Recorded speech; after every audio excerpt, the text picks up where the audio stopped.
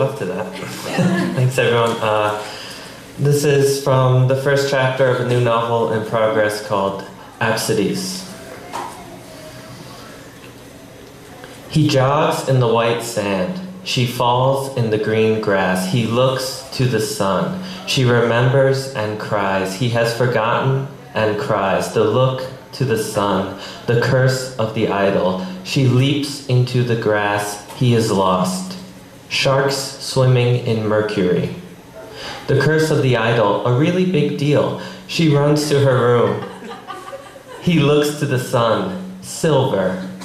The curse of the idol, a really big deal at the time, only now. She rolls and rolls until her skin is green and brown. He is the sun. Gold.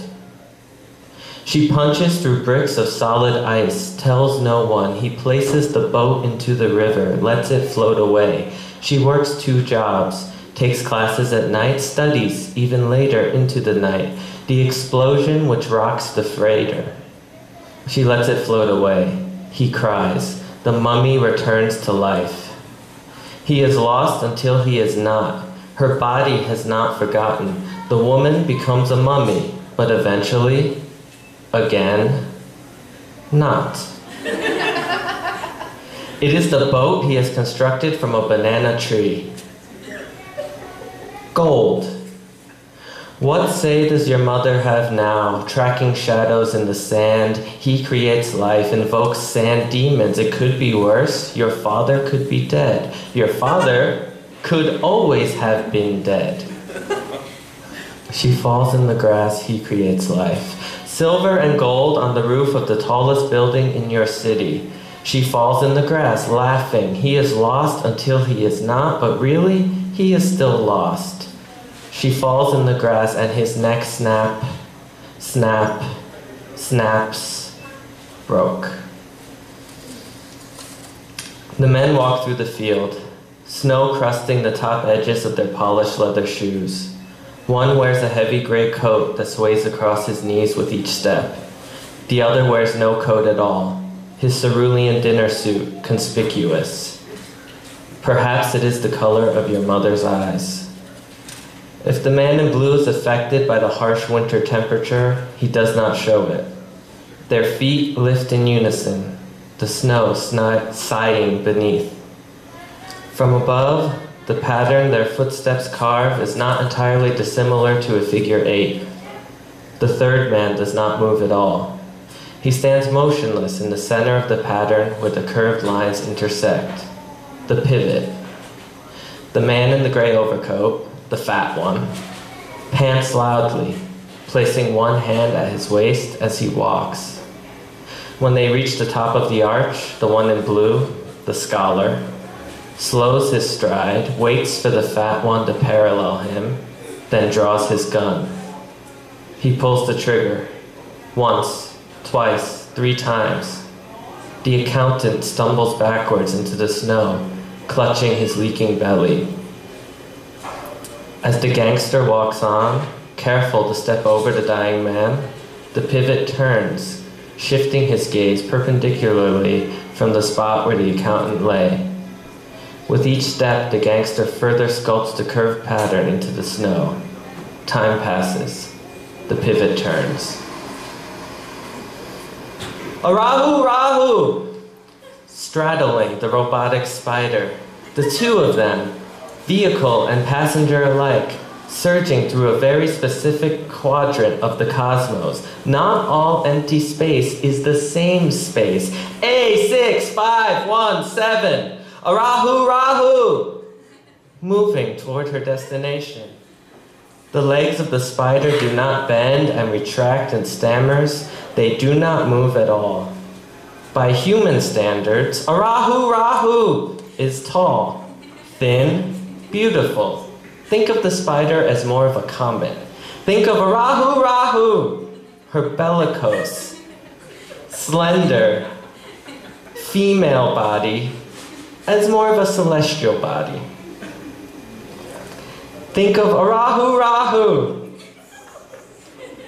atop her vessel, propagating through empty space and ionized gases. that streak in the night sky. In the cold expanse of space, a Rahu is immortal.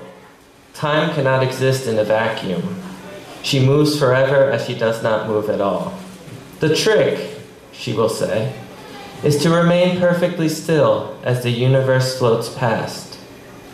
But soon she will move on. A Rahu is hungry.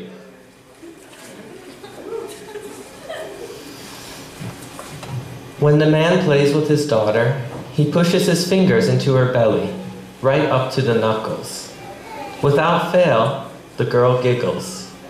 She'll hoot and hoot until her cheeks bloom. Sometimes, when his fingers first slide through the barrier of belly fat and slip into the girl's insides, the man's mouth drops, his eyes grow wide, his breath pushes out an audible gasp.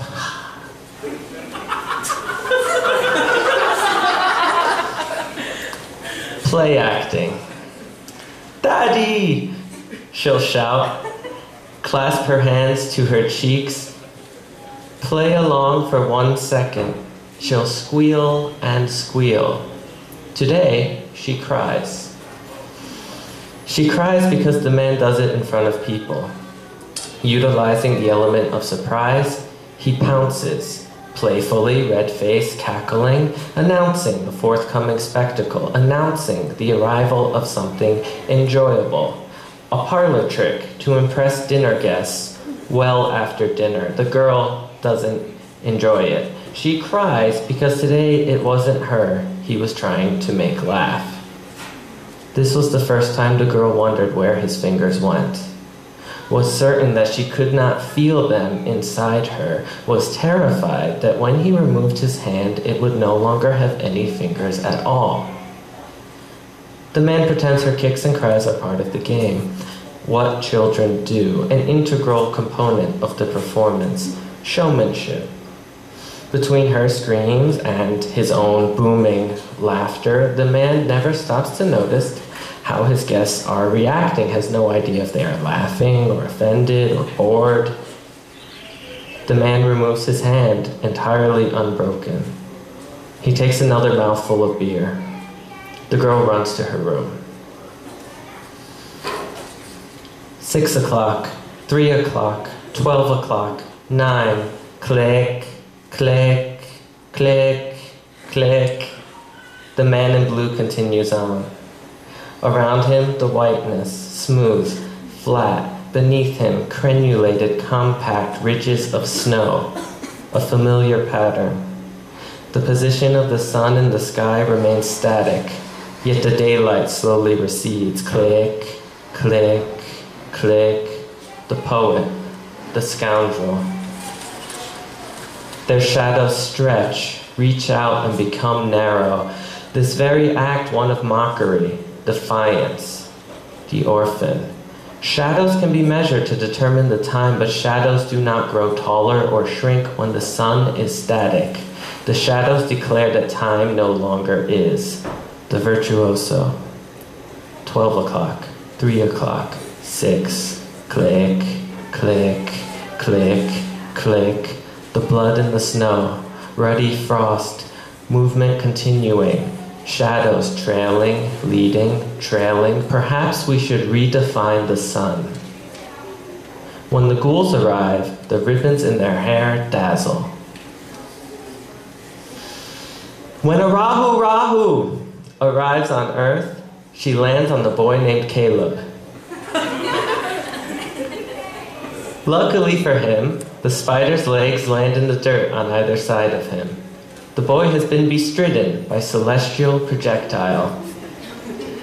Eventually, he presents her with a series of questions. Why did you land on me? Have I been chosen? Am I special? Rahu dismounts from the spider, adjusts her skirt, dives into the soil, and swims to the grass. She turns onto her back, and when she replies, she looks up to the clouds, not the boy. No, she says. I don't see why you would be.